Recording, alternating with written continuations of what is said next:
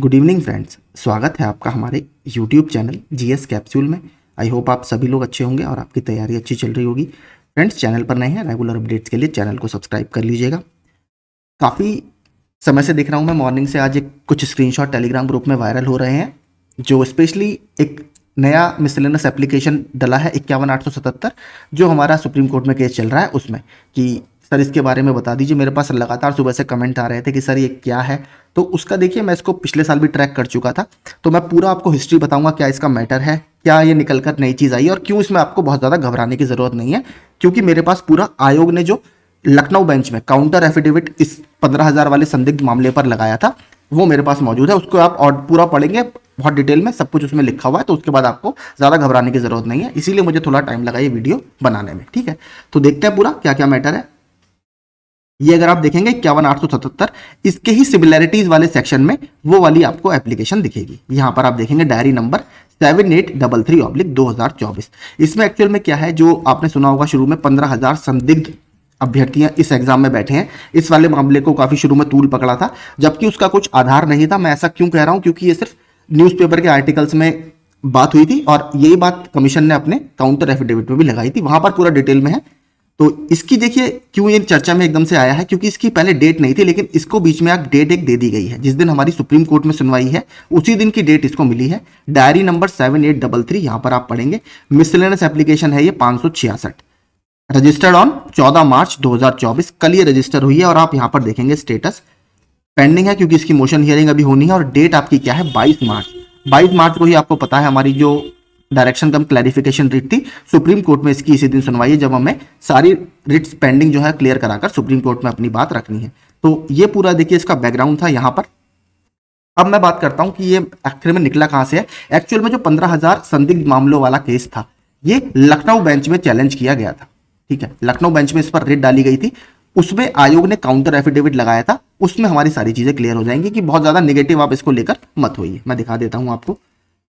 ये अगर आप देखेंगे 13 दिसंबर 2022 का, in the honourable high court of judicature at Allahabad, Lucknow bench, Lucknow. Writ थी देखिए आपकी ये, ठीक है, 7246/2022 लखनऊ बेंच में रिट डाली गई थी। टोटल 11 लोगों ने मिलकर रिट डाली थी, अनुपम पांडे और 10 लोगों ने मिलकर। इसमें अगर आप देखेंगे पूरा पिटिशनर हमारे लिए इतना इंपॉर्टेंट नहीं है। ये जो है point, application for taking short counter affidavit on record, तो आयोग की तरफ से काउंटर एफिडेविट इसमें लगाया गया था। मैं दिखाता हूं उसमें पार्टी कौन कौन थी, मैंने हाईलाइट किया हुआ है। देखिए इसमें पार्टी पहला कौन है, UP principal secretary department of revenue, ये पहले पार्टी थे। दूसरे थे इसमें subordinate service selection commission through its secretary and another.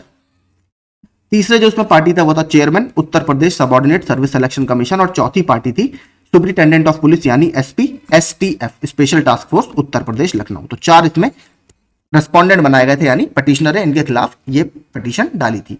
अब बात करते हैं आखिर इसमें इनके सवाल क्या क्या थे। सबसे पहले वही मैं आपको बताने शुरू करता हूं। यहां से अगर आप पढ़ेंगे, पटिशनर है filed the present writ petition with respect to the following prayers. इन्होंने कहा जो 31 जुलाई 2022 को, रेस्पोंडेंट नंबर 2 और 3 की यहां पर बात कर रहे हैं, जिसमें है एक तो सेक्रेटरी थे चेयर कमीशन के और एक थे चेयरपर्सन। इन दोनों को ये बोल रहे हैं कि मेन एग्जामिनेशन जो 31/7/2022 को रेवेन्यू लेखपाल के पद के लिए कराया गया था, and further hold the re examination for the aforesaid post of revenue lekhpal and expeditiously as early as possible. इन्होंने कहा कि जो लेखपाल का एग्जाम था, मेन एग्जाम, उसको कैंसिल किया जाए और जल्दी से जल्दी इसका री एग्जाम कराया जाए। अगले पॉइंट में इन्होंने क्या कहा, issue a writ in the direction nature of mandamus commanding the opposite parties to set up an inquiry. इस पर एक जांच बैठाई जाए respect of the forgery committed in the main examination of revenue lekhpal. इस पे जो धांधली हुई है मेंस एग्जामिनेशन में, इस पर एक इंक्वायरी बैठाई जाए। ये दूसरा इनकी डिमांड थी। तीसरी इनकी डिमांड क्या थी, रेस्पोंडेंट नंबर 2 और 3 जो कि आपके कमीशन के सेक्रेटरी और चेयरपर्सन थे, decision regarding cancellation of main examination जो 31 जुलाई को हुआ था, पब्लिश्ड वाइड एडवर्टीजमेंट नंबर 1 परीक्षा 2022 after considering the report of special task force Uttar Pradesh Lucknow. UP special task force की रिपोर्ट के आधार पर आप इसको कैंसिल कीजिए एग्जाम को, ठीक है। इसके अलावा बाकी 2 पॉइंट और है, वो इतने इंपॉर्टेंट नहीं है। अब बात करते हैं, देखिए जो इसमें इंपॉर्टेंट है वो है जो आयोग ने अपने काउंटर में जवाब दाखिल किए वो क्या थे। यहां से आप पढ़ना शुरू कीजिए।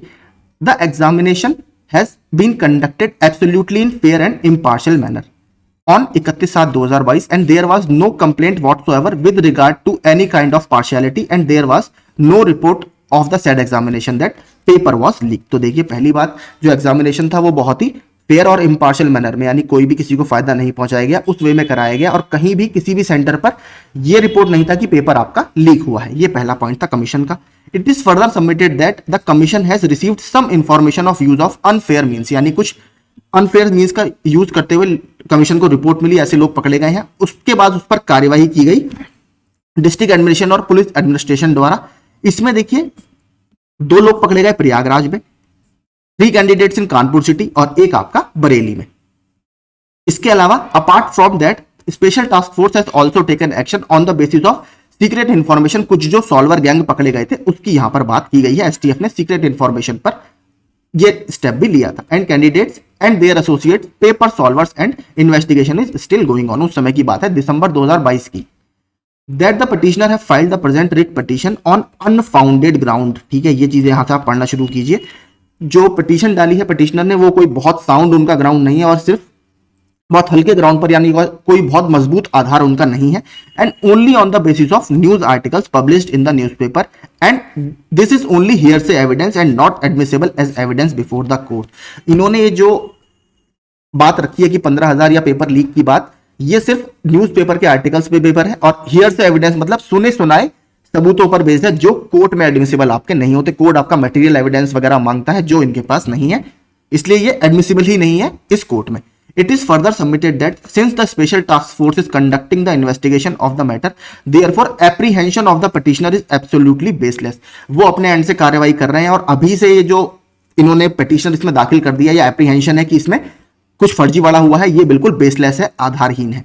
The present writ petition is liable to be dismissed on this ground alone as petitioner has no evidence at all with regard to any kind of partiality of mall practice in the examination.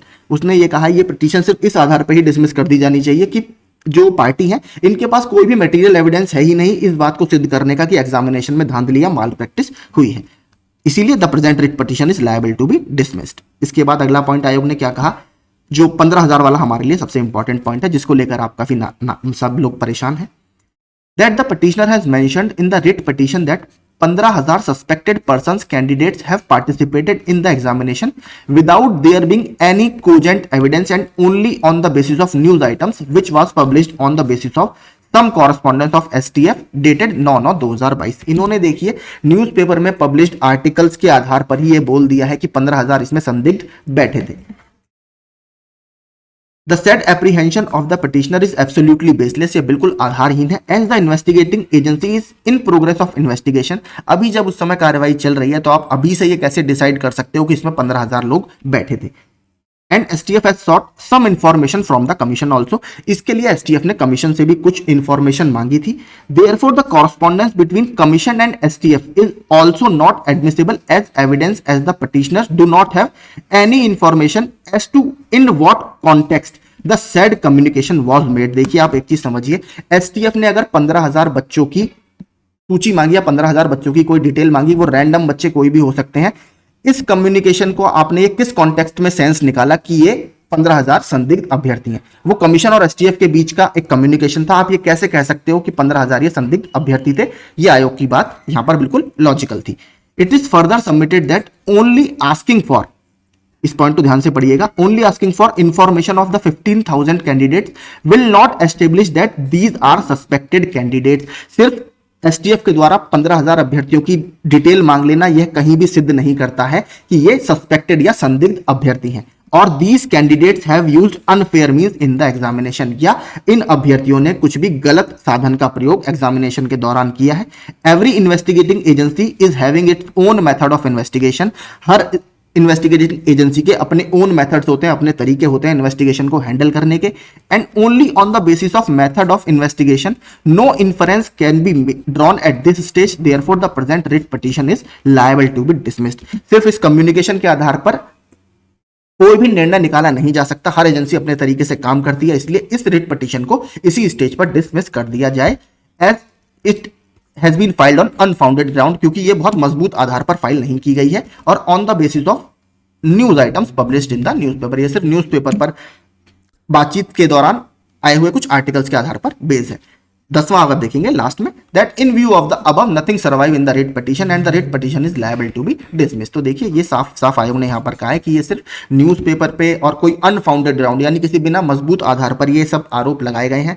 Communication STF की team के बीच और commission के बीच में हुआ, अब चाहे वो 15,000 candidates को लेकर हुआ हो चाहे 20,000 को लेकर हुआ हो, उसमें कहीं भी ये सिद्ध नहीं होता है कि यही वो 15,000 संदिग्ध अभ्यर्थी हैं, क्योंकि हर इन्वेस्टिगेटिंग एजेंसी का अपना तरीका होता है इन्वेस्टिगेशन को करने का।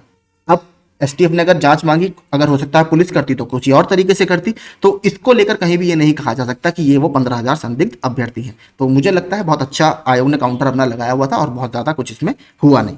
ठीक है, तो यही पूरा देखिए मैंने आपको दिखा दिया आयोग की तरफ से, तो आप लोग ज़्यादा घबराइए मत, जो सुबह से बहुत थोड़ा सा पैनिक आप लोग हो रखे हैं। मेरा वीडियो बनाने का उद्देश्य यही था कि आप लोग आराम से बैठ जाएं। आप ऑर्डर पढ़ के आपको लग गया होगा कि हाँ बहुत ज़्यादा ऐसा भी कोई सीरियस मैटर नहीं है, जो एक्चुअल में कमीशन ने जवाब अपना लगाया वही हमारे लिए ऑथेंटिक है, बाकी जो इधर उधर की बातें चल रही हैं उस सब पर इतना ध्यान ना दीजिए। आपकी लिस्टिंग लगेगी अभी इलाहाबाद हाई कोर्ट में, उसके बारे में मैं आपको जानकारी दे दूंगा। कुछ आपको वीडियो अच्छा लगा हो तो सब्सक्राइब कर दीजिएगा चैनल को, और जहाँ पे आपको शेयर करना है आप शेयर कर सकते हैं ताकि और लोगों का भी डाउट दूर हो जाए। Thank you so much.